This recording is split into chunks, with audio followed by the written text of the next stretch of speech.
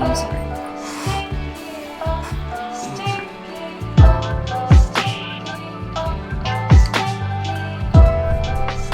Well, I'm in a mood. Oh, my mood. Bakuman. I love Death Note. Like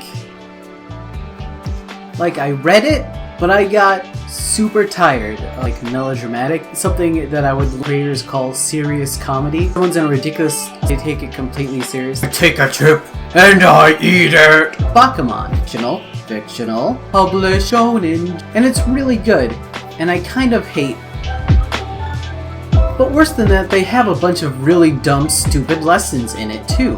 The Japanese suffer on their same delusion that literally everyone else does, that their country is the best. Maybe there is a country that doesn't suffer under this illusion, but they don't put out media about that. They definitely think that their humility makes them the best somehow. People are the worst.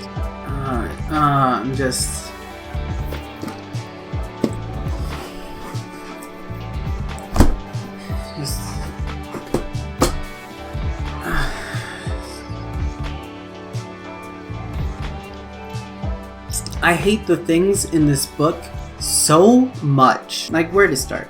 Let's start with the most general, applicable lesson from it, and that is the complete, non-questioning acceptance of society and how it tells you things should be, and assuming that the way things are the way they should be. It's gonna be a hard video to make. One part of me feels frustrated because I feel like a lot of this stuff is a really good message to put out.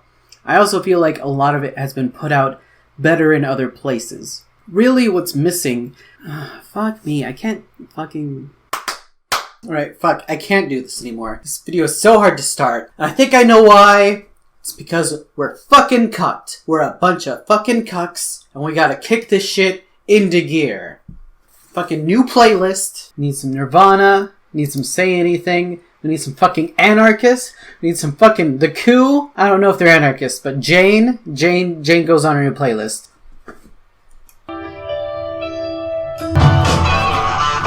Not times today, and I'm really sore about it, frankly.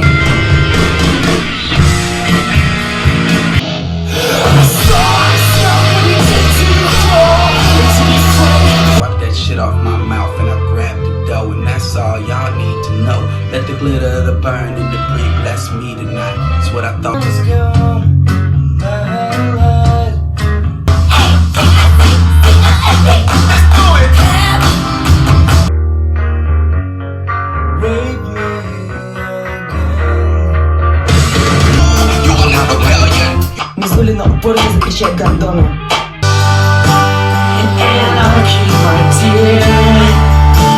Rape me again.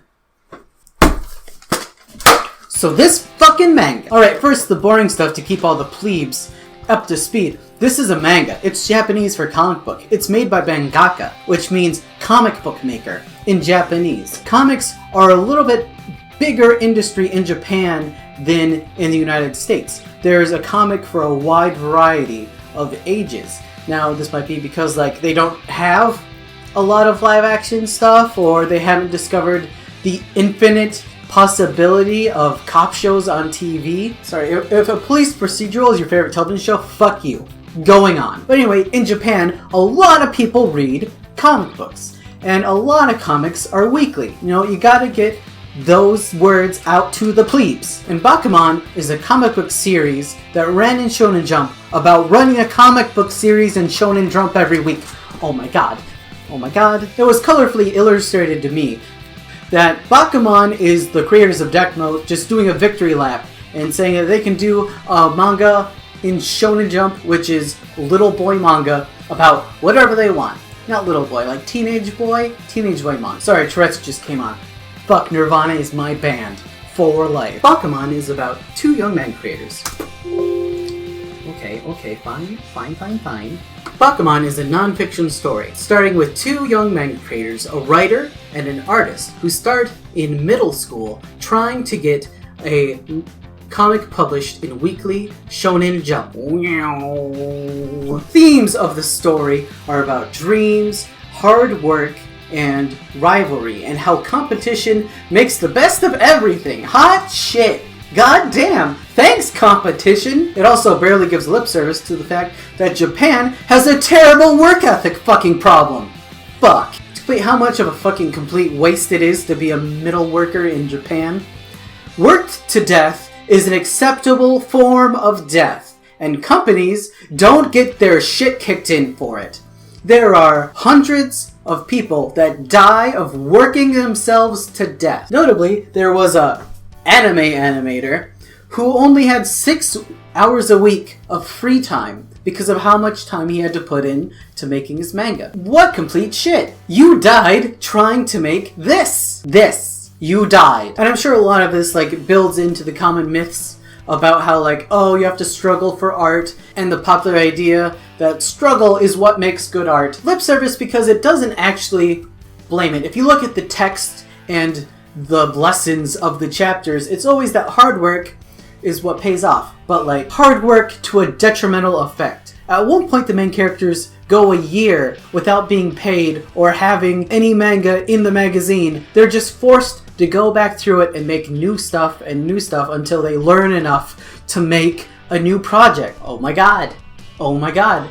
Oh my god. I'm 2 volumes away from reading the entire series. It's very good and engrossing and entertaining, but I hate it. The lessons in this are garbage. Mishiro, the artist, his uncle, dies of overwork. In debt, trying to make a new manga hit instead of anything else.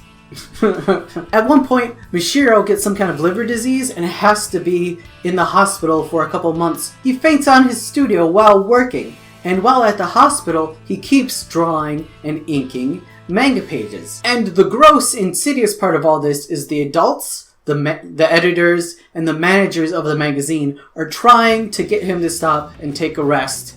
But the lesson of the chapter is that is actually what kills their manga. And the main character, Mishiro, works the entire time he's in the hospital and makes everyone else think that maybe he's right and morally upright for doing such. And it's just disgusting. And this is a problem. People are dying of overwork, and you're not helping. The complete cucking of these artists to their working condition is awful. At one point, in volume 15, there's a class reunion.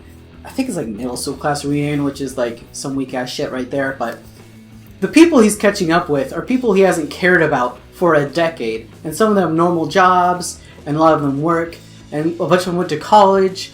And the thing is, they had time to enjoy themselves and are planning on going to a ski trip, and he doesn't have time because he's busy making manga. And since he does have a story running in a national magazine, everyone thinks that he makes some kind of money, and that's common to writers in the United States. Oh, just because you have a book published, just because you're a published author, people think that you're rich and famous because they were able to easily Google you.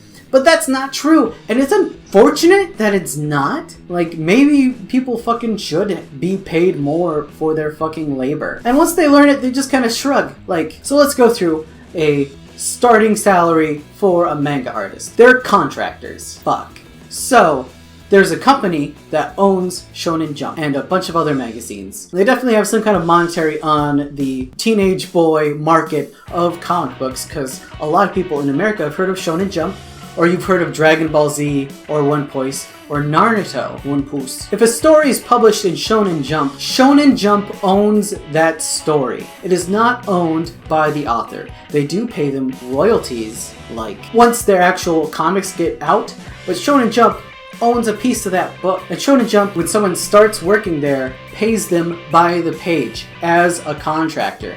And as a contractor, the manga artist is not allowed to work for other magazines. They're not allowed to publish their own stuff independently, so they can't have a Patreon or publish online as they work or have a comic strip. By the way, if Japan didn't have a national healthcare service, then they would have been fucked when this motherfucker had to get fucking liver surgery done. But they're not. So, hey America, maybe take an effort that you don't have to fucking murder people in your fucking hospitals and have a natural health. Fuck me. If this story took place in America, Mishiro would be terribly in debt or dead by volume 6. And you may be thinking, oh yeah, that's really bad. Japan, what a bunch of fucking suicidal hacks trying to kill themselves over their job. That's real bad. It's fucking that bad in America too, you dipshit. It's that bad all over. Capitalism does not value the worker. You are exploited for your time and your labor, and when you don't succeed, or when you are not a millionaire, they kick the shit out of you for not having made amazing manga somewhere, or not starting a tech company from fucking bullshit scratch. It's complete and utter shit. And you might be watching this and being a teenager. Shut the fuck up, teenagers. You may be watching this and being a teenager, or you might be someone who works a job. Most likely, you are someone that works a job and knows it's hard to do bills, and you worked hard to get where you were, and you're like, people can work as hard as you. But that's not true. There is not the opportunity for everyone to work and have a good job, and we have jobs that are shit. And once again, the argument that if you have a shit job, you should just get a better job, otherwise it's your fault, is fucking bullshit, because that shit job still exists, and we are still forcing hundreds of people to work up from the minimum wage. And those people have no say over their hours, how many hours they get, and at a whim can be drastically cut back in their hours, and do not have sufficient pay upgrades.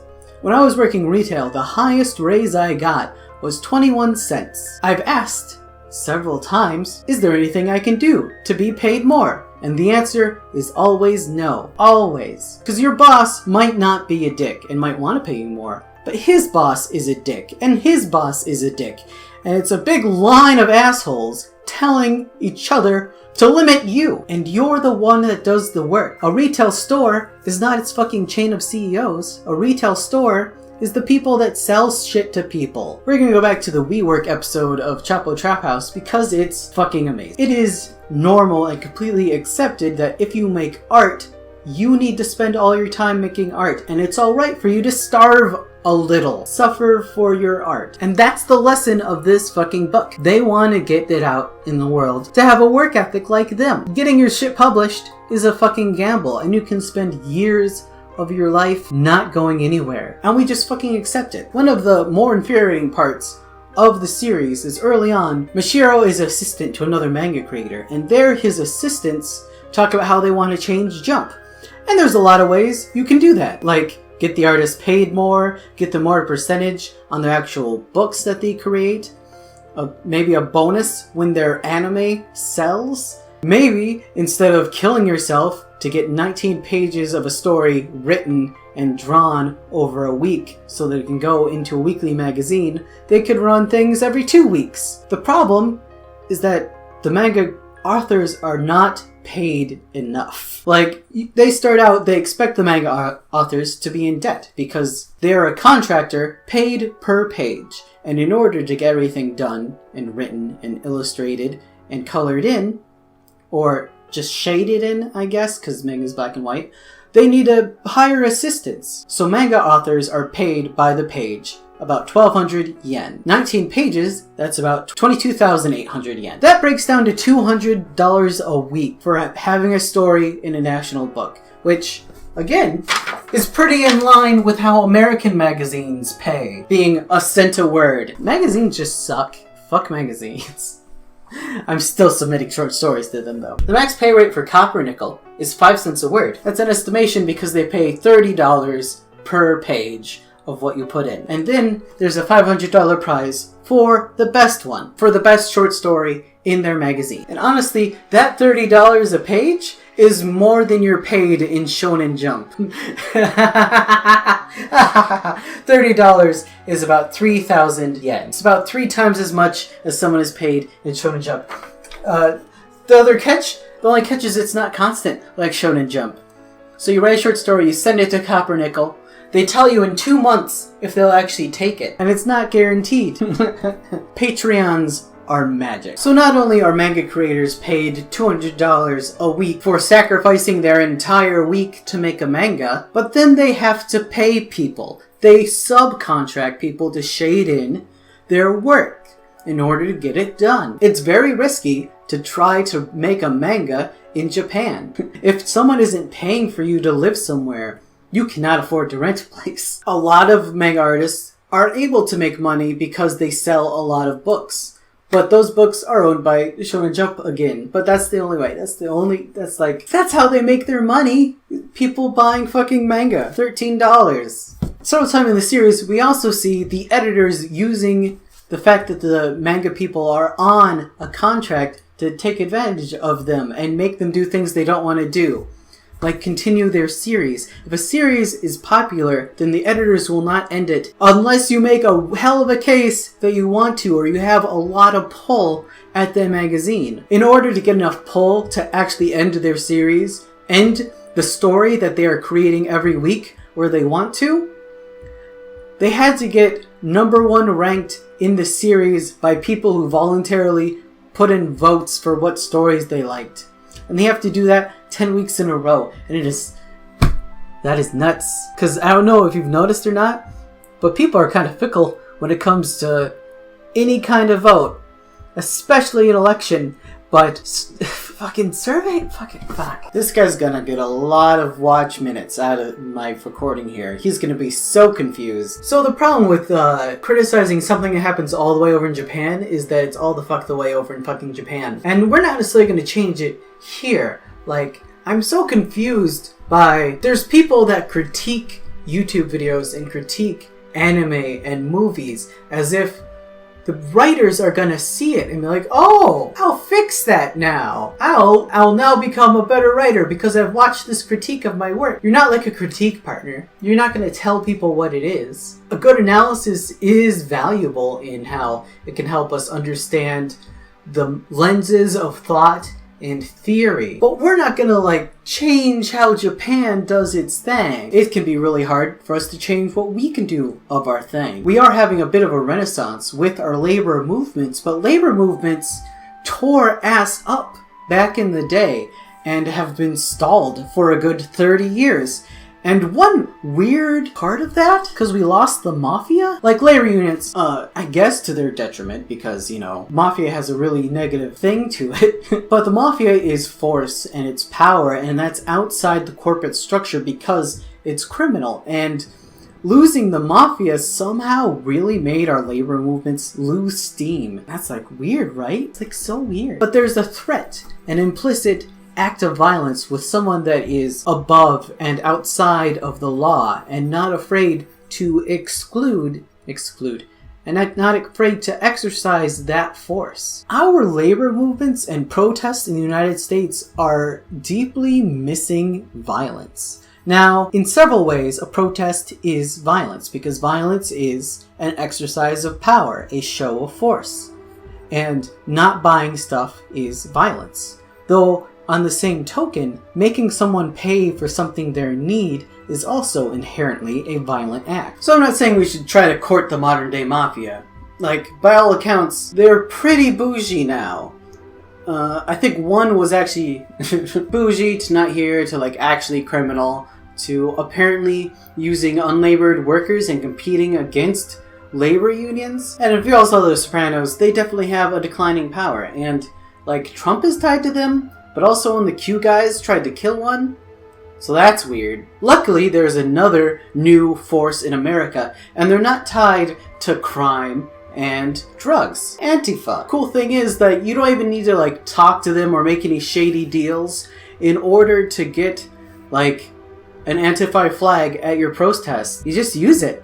They sell them. They're for free. You're not going to get sued. They're not organized. They're a reaction against fascism, and they're known for violence, even though they don't kill people, and there's no deaths associated with them, and they're a reaction to violence, and not violence in themselves, and not troublemakers, and not assassins. There's still a lot of danger associated with the Antifa name.